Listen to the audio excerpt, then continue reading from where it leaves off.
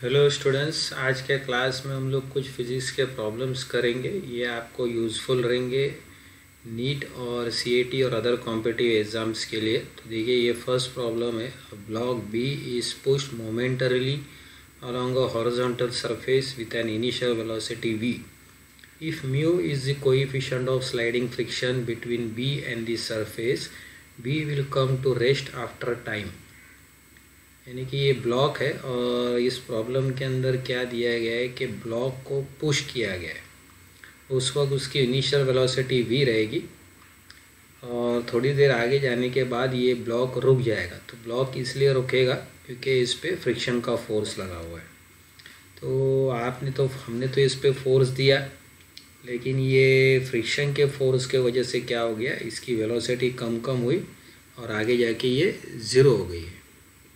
तो हमको यही क्वेश्चन में ये पूछा गया है, if mu is the coefficient of sliding friction between B and the surface, block B will come to rest after time. मतलब हमको फाइंड करना है कि कितने टाइम में ये ब्लॉक जो है ये रेस्ट में आएगा। तो ये देखिए, ये यहाँ पर मैं डायग्राम बनाता हूँ।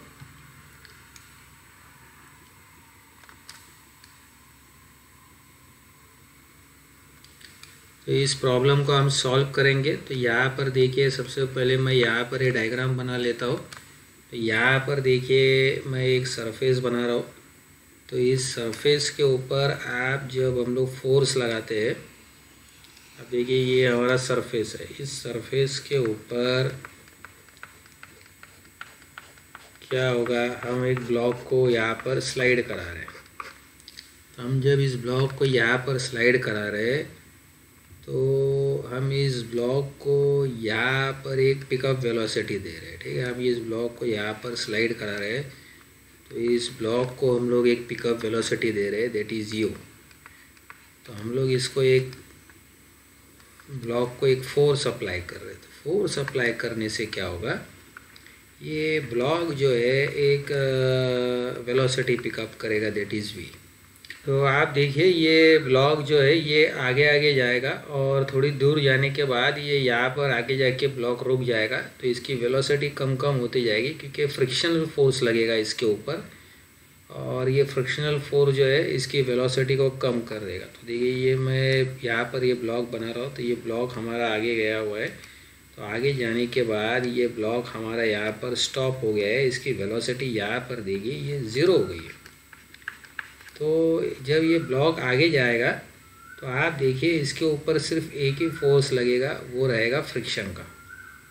तो फ्रिक्शन का फोर्स लगने के वजह से क्या होगा, ये ब्लॉक जो है इसकी वेलोसिटी कम होते जाएगी और फ्रिक्शन जो रहेगा ये रिवर्स लगेगा। तो जैसे ही हम इस पर ये फोर्स लगाएंगे तब ये वेलोसिटी वी पिकअप करेगा, और जैसे ही ये ब्लॉक आगे जा रहा है तो आप देखिए इसकी वेलोसिटी जो है ब्लॉक की ये कम होती जा रही है। ब्लॉक जो है इसकी वेलोसिटी देखिए आप, ये कम होती जा रही है। तो इसकी वेलोसिटी जो रहेगी देखिए यहाँ पर ये कम होती जाएगी, ऑलमोस्ट अप्रोच करेगी ज़ीरो को। यहाँ पर देखिए इसकी वेलोसिटी कुछ और रहेगी, तो ये वेलोसिटी अप्रोच करेगी ज़ीरो को। तो ये ऐसा क्यों होगा, क्योंकि इसके जैसे ये ब्लॉक स्लाइड होना स्टार्ट हो जाएगा तो इस पर ये खाली एक ही फोर्स लगेगा फ्रिक्शन का, या रिवर्स लग रहा है। तो आप देखिए इसके ऊपर जो फ्रिक्शनल फोर्स लगेगा ये रिवर्स लगेगा। तो मैं यहाँ पर सबसे पहले फ्रिक्शनल फोर्स का फॉर्मूला लिख देता हूँ। तो हम देखिए यहाँ पर इसके ऊपर ब्लॉक के ऊपर जो फ्रिक्शन लगेगा वो स्लाइडिंग फ्रिक्शन लगेगा, काइनेटिक फ्रिक्शन लगेगा, that is mu into N. और देखिए ये एन क्या रहेगा, हमारा नॉर्मल फोर्स रहेगा। ये ब्लॉक जो है ये सरफेस को प्रेस कर रहा है भी, तो फोर्स एम जी। ये सरफेस उसको ऊपर रिएक्शन फोर्स दे रहा है, दैट इज़ एन, राइट। तो ये एन की वैल्यू जो रहेगी ये एम जी रहेगी। तो आप देखिए इसके ऊपर एक ही फोर्स लगेगा, that is friction, and that is mu into M जी।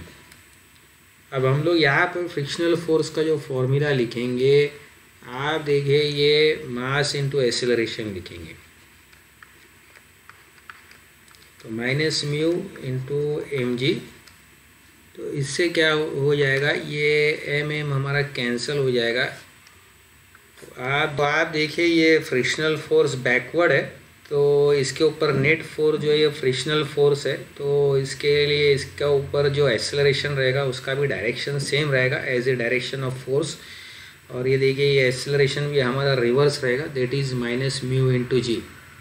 इसका मतलब जो एक्सेलरेशन रहेगा आप देखिए यहाँ पर है, ये एक्सेलरेशन जो है ये यहाँ पर देखिए फ्रेंड्स, ये एक्सेलरेशन रिवर्स है, that is minus mu into g. इसका मतलब इसकी वेलोसिटी जो है ये कम कम होती जा रही है। अब हमको पूछा गया है कि कितने टाइम में ये रेस्ट में आएगा, तो वो हम इजीली यहाँ पर सॉल्व कर सकते हैं।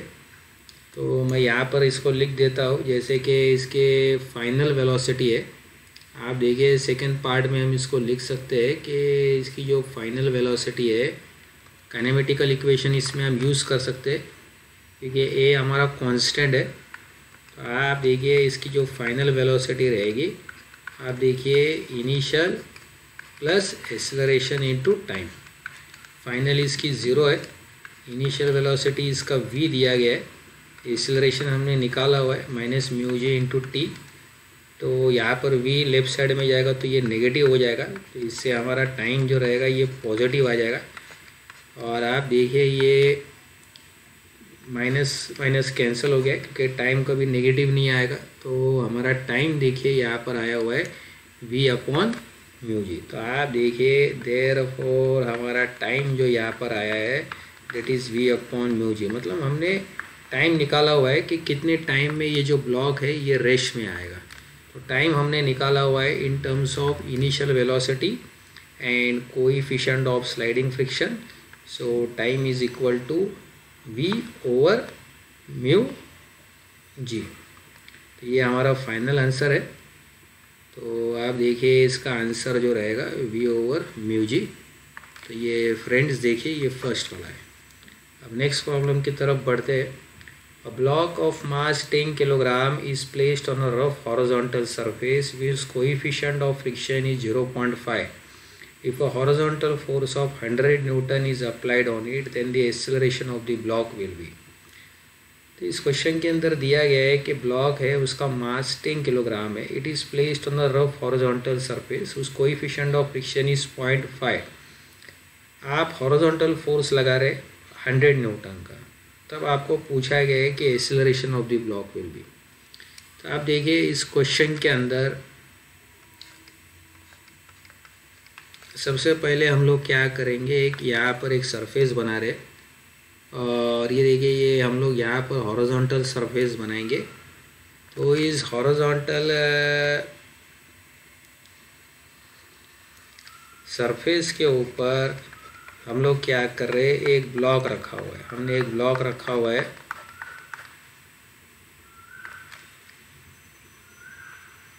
ये देखिए ये ब्लॉक है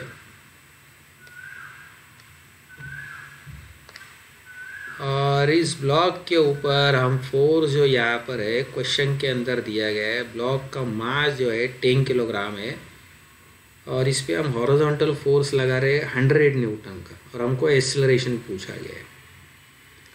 तो आप देखिए यहाँ पर हम हॉरिजॉन्टल फोर्स लगा रहे हैं दैट इज़ 100 न्यूटन। ब्लॉक का मास दिया गया है दैट इज़ 10 किलोग्राम। तो ब्लॉक का मास है यहाँ पर दैट इज़ 10 किलोग्राम। अब इस पे जो फोर्सेस लगेंगे इस ब्लॉक के ऊपर, एक तो ग्रेविटेशनल फोर्स लगेगा दैट इज़ mg। ऊपर ये जो नीचे का सरफेस है ये उसके ऊपर फोर्स लगाएगा, ये रिएक्शन फोर्स रहेगा। आप देखिए इसके ऊपर जो एक रहेगा एक फ्रिक्शन का फोर्स भी लगेगा। तो जैसे ये ब्लॉक यहाँ पर मूव हो रहा है विद अ वेलोसिटी v, तो आप देखिए इसके ऊपर फ्रिक्शन का फोर्स भी लगेगा यहाँ पर, ये देखिए,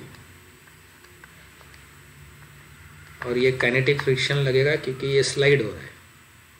तो आप देखिए ये जो ब्लॉक है ये एक्सेलरेट हो जाएगा और हमको यही पूछा गया है कि इस पे एक्सेलरेटिंग फोर्स कितना लगा हुआ है। मतलब एक्सेलरेशन हमको निकालना है। तो सबसे पहले हम एक्सेलरेटिंग फोर्स निकालेंगे। तो आप देखिए यहाँ पर इक्वेशन जो रहेगा f minus f k is equal to mass into acceleration, मतलब net force is mass into acceleration. अब देखिए ये फ्रिक्शनल फोर्स का भी इक्वेशन है हमारे पास। तो फ्रिक्शनल फोर्स जो रहेगा minus mu into N equal to mass into acceleration, और ये राइट साइड का फोर्स है, फ्रिक्शनल लेफ्ट साइड का फोर्स है माइनस म्यू। हमारा जो रिएक्शन फोर्स है वो देखिए यहाँ पर आएगा, that is M G and that is mass into acceleration. तो ये हमारा एक्सेलरेटिंग फोर्स है, हमको एक्सेलरेशन फाइंड करना है। तो आप देखिए अब यहाँ पर इक्वेशन जो रहेगा ये हमारा एक्सेलरेशन जो रहेगा, राइट साइड पे जो फोर्स रहेगा और लेफ़्ट साइड पे जो फोर्स रहेगा दोनों को हम माइनस करेंगे और डिवाइड करेंगे एम से। तो राइट साइड पे देखिए ये फोर्स लग रहा है 100। अब न्यूमेरिकल वैल्यूज़ हम पुट कर रहे हैं यहाँ पर, और हमको म्यू की वैल्यू भी दी गई है। तो आप देखिए ये म्यू कितना है, 0.5 है। म्यू हमारा 0.5 है, तो यहाँ पर 0.5 लिखेंगे। मास 10 है, जी की वैल्यू 10 है, फिर दोबारा हम यहाँ पर 10 लिखेंगे। तो 10 इंटू 10 100 हो जाएगा, 100 इंटू 0.5 50 हो जाएगा, मतलब 100 माइनस 50 अपॉन 10। तो आप देखिए 100 माइनस 50 ओवर 10, ये हमारा एक्सेलरेशन जो है 50/10 आएगा। तो आप देखिए इस क्वेश्चन के अंदर एक्सेलरेशन हमारा 50/10 आएगा। तो ये 0 कैंसिल हो जाएगा। तो देयरफॉर जो हमारा एक्सेलरेशन रहेगा इस प्रॉब्लम के अंदर ये देखिए 5 मीटर्स पर सेकेंड स्क्वायर रहेगा। इसका मतलब ब्लॉक जो रहेगा ये रेट से यहाँ पर मूव होगा, तो हर सेकेंड में उसकी स्पीड जो रहेगी ये 5 से चेंज हो जाएगी। तो इसका एक्सेलरेशन जो रहेगा आप देखिए ये 5 मीटर्स पर सेकेंड स्क्वायर रहेगा। आप देखिए ये इसका फाइनल आंसर रहेगा, that is 5 metres per second square. अब नेक्स्ट प्रॉब्लम की तरफ बढ़ते हैं। A body is moving along a rough horizontal surface with an initial velocity of 6 meters per second. If the body comes to rest after traveling a distance of 9 meters, then the coefficient of sliding friction will be. तो ये देखिए ये भी इसी तरह का ये problem है जो हमने पहले किया था। तो यहाँ पर क्या दिया गया है कि सबसे पहले हम यहाँ पर एक हॉरिजॉन्टल सरफेस बनाते। तो body is moving on a rough horizontal surface with an initial velocity of 6 metres per second. तो ये यहाँ पर मैं हॉरिजॉन्टल सरफेस बना देता हूँ, और इस क्वेश्चन के अंदर दिया गया है कि बॉडी जो है वो मूव हो रही है with a velocity of 6 metres per second.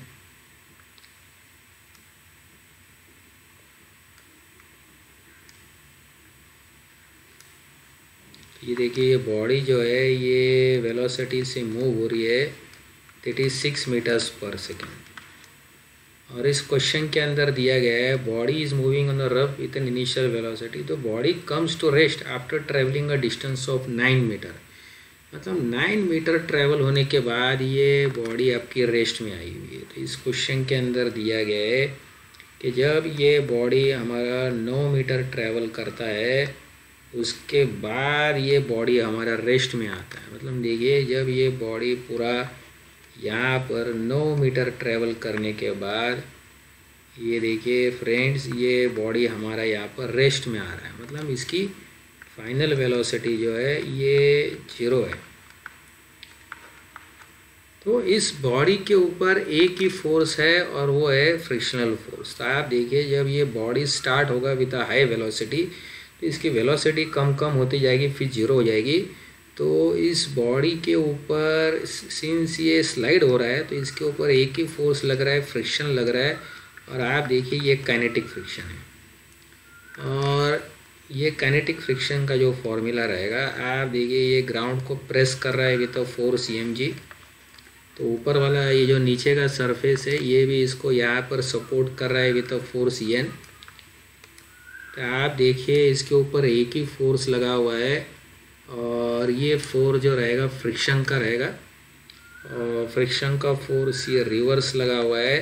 तो frictional force is equal to minus mu into M G. और हमको इस क्वेश्चन के अंदर जो दिया गया है कि coefficient of sliding friction find करना है। तो coefficient of sliding friction find करना है मतलब हमको म्यू फाइंड करना है। तो आप देखिए फ्रिक्शनल फोर्स एक ही फॉर्मूला लगा हुआ है, तो mass into acceleration is equal to minus mu into m into g. तो हम यहाँ पर क्या कर सकते हैं, मास को कैंसिल कर सकते हैं। तो हम देखिए यहाँ पर म्यू के लिए इक्वेशन बना रहे, तो म्यू हमारा क्या रहेगा माइनस ए ओवर जी। तो ए हमारा नेगेटिव आएगा, इसकी वजह से ये म्यू क्या रहेगा हमारा पॉजिटिव रहेगा। अब ए हम फाइंड कर सकते हैं काइनेमेटिकल इक्वेशन से। तो हमारे काइनेमेटिकल इक्वेशंस 5 है, तो इसमें से हम लोग कौन सा इक्वेशन यूज़ करेंगे। तो यहाँ पर हमको डिस्टेंस दिया गया है कि ऑब्जेक्ट जो है ये 9 मीटर ट्रैवल करता है। तो हमारे पास डिस्टेंस का इन्फॉर्मेशन है और आप देखिए इस प्रॉब्लम के अंदर ऑब्जेक्ट ने कितना डिस्टेंस कवर किया है, कितनी उसकी इनिशियल वेलोसिटी है। तो टाइम की कोई इन्फॉर्मेशन नहीं है, तो इसके लिए बेटर है कि हम यहाँ पर थर्ड वाला इक्वेशन यूज़ करेंगे, क्योंकि थर्ड वाले इक्वेशन में टाइम नहीं रहता है। तो हम देखिए यहाँ पर थर्ड वाला इक्वेशन यूज़ करेंगे, that is v square is equal to u square plus 2a bar into s bar. तो ये v देखिए हमारा यहाँ पर 0 आ जाएगा, तो ये vf हमारा फाइनल वेलोसिटी है और u देखिए हमारा यहाँ पर इनिशियल है। इनिशियल को यहाँ पर इन्होंने जो दिया हुआ है दैट इज़ 6 है, तो स्टार्टिंग वेलोसिटी इसकी 6 है। तो यहाँ पर देखिए ये 6 स्क्वायर लेंगे हम। तो अब देखिए यहाँ पर ये 2 है, तो इससे हमारा एक्सेलरेशन निकल जाएगा और डिस्टेंस जो दिया गया है दैट इज़ 9 मीटर है। तो आप देखिए ये हमारा डिस्टेंस जो दिया गया है दैट इज़ 9 मीटर दिया हुआ है। तो ये डिस्टेंस हमारा यहाँ पर देखिए ये 9 मीटर दिया गया है।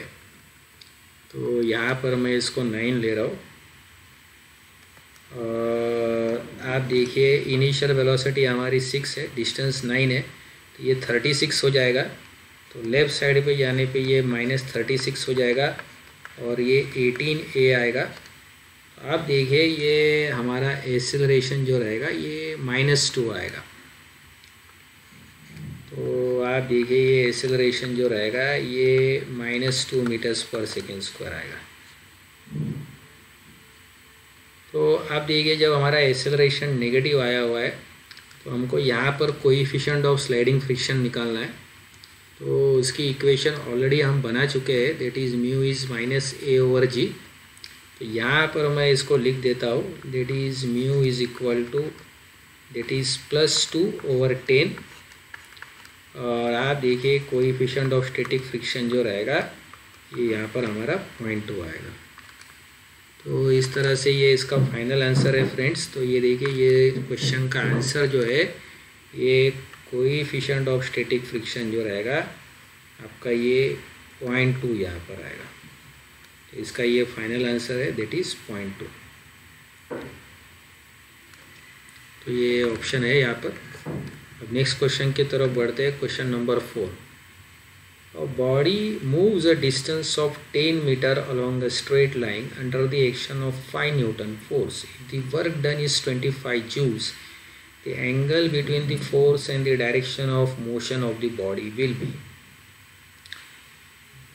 तो ये देखिए ये बेसिकली वर्क के ऊपर प्रॉब्लम है। तो यहाँ पर इस क्वेश्चन के अंदर आपको साफ दिया गया है कि बहुत ही सिंपल सवाल है कि ब्लॉक जो है ये ड्रैग किया जा रहा है हॉरिजॉन्टली।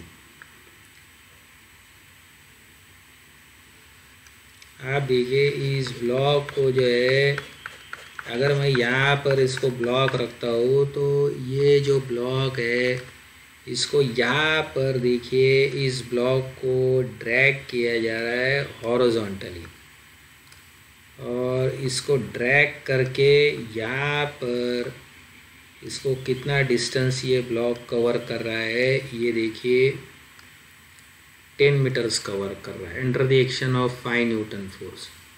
तो ये ब्लॉक 10 मीटर कवर कर रहा है। तो आप देखिए ये ब्लॉक जो है यहाँ पर ये 10 मीटर कवर कर रहा है और इस ब्लॉक के ऊपर दिया गया है कि 5 न्यूटन का फोर्स लगा हुआ है। ठीक है, 5 न्यूटन का फोर्स लगा हुआ है और हमको यहाँ पर इस ब्लॉक के ऊपर आपको क्लियरली मेंशन किया हुआ है कि ये 5 न्यूटन का फोर्स लगा हुआ है। देखिए ये 5 न्यूटन का फोर्स लगा हुआ है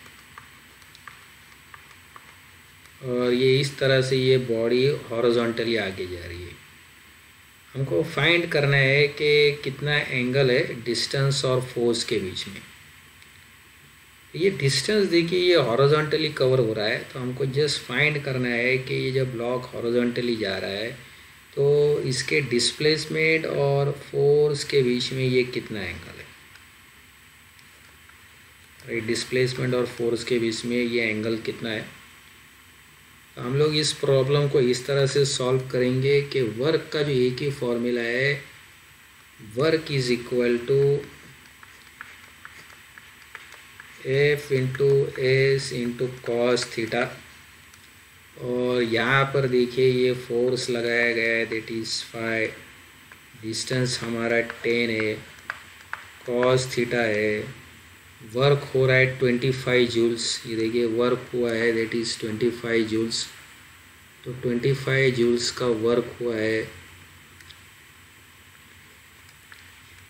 तो आप देखिए ये 25 is equal to 50 multiply by cos theta. तो 25 ओवर 50। तो आप देखिए इधर cos theta is equal to 25 over 50, तो ये हाफ आ जाएगा।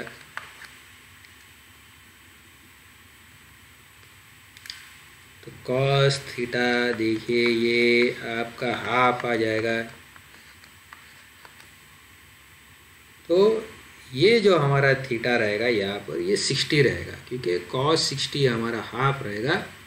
तो इसका मतलब इसका फाइनल आंसर जो आएगा that is theta is equal to 60 degree, क्योंकि कॉस 60 हमारा यहाँ पर ये हाफ रहेगा। तो आप देखिए फ्रेंड्स इसका जो फाइनल आंसर है दैट इज़ यहाँ पर ये 60 डिग्री है। तो ये इसका आंसर है दैट इज़ 60 डिग्री। अब नेक्स्ट क्वेश्चन की तरफ बढ़ेंगे। Particle of mass 100 gram is thrown upward with a speed of 5 meters per second. The work done by the force of gravity during the time particle goes up. तो यहाँ पर दिया गया है कि एक पार्टिकल जो है इसको ऊपर फेंका गया है।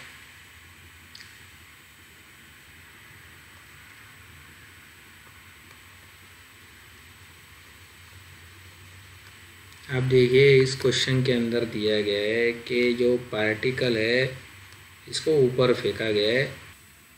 तो आप देखिए इस क्वेश्चन के अंदर हमको यहाँ पर दिया गया है कि इस पार्टिकल को फेंका गया है with a speed of 5 metres per second. तो इसकी इनिशियल स्पीड जो है ये 5 मीटर्स पर सेकेंड है। तो आप देखिए इसकी इनिशियल स्पीड जो है ये 5 मीटर्स पर सेकेंड है और इसके ऊपर नीचे देखिए ये ग्रेविटी का फोर्स लगने वाला है दैट इज़ mg।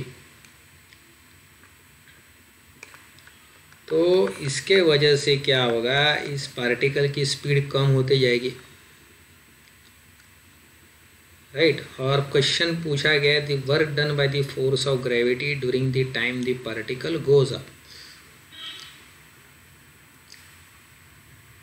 अब देखिए इस क्वेश्चन के अंदर क्या पूछा गया है, हमको वर्क निकालना है, work done by the gravity force. तो हमको यहाँ पर क्वेश्चन पूछा गया है कि work done by the gravity force निकालना है during the time the particle goes up. जब यह पार्टिकल ऊपर जा रहा है तो वर्क डन बाय ग्रेविटी क्या रहेगा। अब पार्टिकल का डिस्प्लेसमेंट ऊपर है राइट। और ग्रेविटी का फोर्स नीचे लगा हुआ है, इसका मतलब वर्क जो रहेगा नेगेटिव रहेगा, तो work done by gravity force is negative. अब देखिए जब ये पार्टिकल हाईएस्ट पॉइंट पे जाएगा उस समय उसकी v जो रहेगी यहाँ पर ये 0 रहेगी, तो मोमेंटरली ये स्टॉप हो जाएगा। तो हम फाइंड करना चाहते हैं कि ये वर्क जो हम निकाल सकते हैं, वर्क तो फोर्स हमारे पास है यहाँ पर, और वर्क निकालने के लिए हमको डिस्टेंस चाहिए। तो बेसिकली ये हमको यहाँ पर ये डिस्प्लेसमेंट निकालना होगा, यानी कि ये डिस्टेंस हमको फाइंड करना होगा कितना है, यानी कि ये हाइट निकालनी होगी। तो हम इसके लिए क्या कर सकते हैं, यहाँ पर हम लोग क्या कर सकते हैं, इस क्वेश्चन के अंदर काइनेमेटिकल इक्वेशन यूज़ कर सकते हैं और हम ये हाइट फाइंड कर सकते हैं। ये हमारे पास ऐसी कोई इक्वेशन है जहाँ पर ये हाइट आ रही है, तो ये सेकेंड इक्वेशन है, थर्ड है, लेकिन कोई टाइम का इन्फॉर्मेशन नहीं है इस प्रॉब्लम के अंदर, टाइम का इन्फॉर्मेशन नहीं दिया है, तो हम थर्ड वाला यूज़ कर सकते हैं, that is v square is equal to u square plus 2a बार s बार। तो v हमारा यहाँ पर 0 हो जाएगा, u हमारे पास है 5 स्क्वायर हमारा 25 हो जाएगा, प्लस 2a हमारा नेगेटिव है दैट इज़ -10। तो इससे हमारा ये डिस्टेंस निकल जाएगा जो ऊपर वाला है। अब आप देखिए लेफ़्ट साइड में जाएंगे तो यहाँ पर -25 आ जाएगा, ये -20 आ जाएगा और ये s आ जाएगा। तो अब यहाँ पर हम माइनस को कैंसिल कर सकते हैं और आप देखिए ये ऊपर जो डिस्टेंस कवर हुआ है दैट इज़ 25/20 रहेगा। तो आप देखिए डिस्टेंस जो हो रहा है 25/20 रह रहा है। अब हम वर्क निकाल सकते हैं, work done by gravity is what, आप देखिए ये वर्क का फॉर्मूला जो रहेगा, आप देखिए work is equal to force into distance into cos theta. Theta हमारा यहाँ पर 180 है, तो ये नेगेटिव रहेगा, तो वर्क हमारा यहाँ पर देखिए ये नेगेटिव रहेगा। तो मैं यहाँ पर लिख देता हूँ सिंस थीटा इज़ 180 डिग्री, तो कॉस 180 इज़ -1। तो अब हमारे पास डिस्टेंस है, फोर्स यहाँ पर है, फोर्स हम निकाल सकते हैं यहाँ पर, that is -mg into D. तो मास दिया गया है दैट इज़, आप देखिए यहाँ पर मास दिया गया है 100, तो 100 को हमको 1000 से डिवाइड करना है। तो हम 100 को 1000 से डिवाइड करेंगे, ये देखो -100 डिवाइड बाय 1000 इंटू 10 इंटू 25/20। आप देखिए 25/20 है।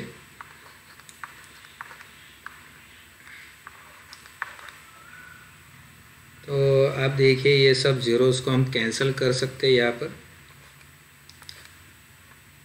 और 5 4 ज़ा 20, 5 5 ज़ा 25, तो 4/5। तो आप देखिए ये 5/4 आ रहा है। तो अगर हम यहाँ पर इसको डिवाइड करते हैं, आप देखिए 5 को अगर आप 4 से डिवाइड करोगे, 4 1 ज़ा 4, ये 1 आ जाएगा, 4 2 ज़ा 8, यहाँ पर 2 आ जाएगा, और 4 5 ज़ा 20। तो इस तरह से ये 1.25 आ जाएगा। आप देखिए इसका फाइनल आंसर जो रहेगा -1.25 रहेगा। तो ये वर्क जो रहेगा आपका -1.25 रहेगा। तो ये इसका फाइनल आंसर है, और work is measured in joules. आप देखिए ये हमारा यहाँ पर आंसर आ चुका है, that is work is equal to -1.25 joules. तो ये इसका फाइनल आंसर है। तो आप देखिए ये इसका फाइनल आंसर है स्टूडेंट्स, दैट इज़ -1.25 जूल्स। तो I hope students it is clear to all of you. Thank you everybody.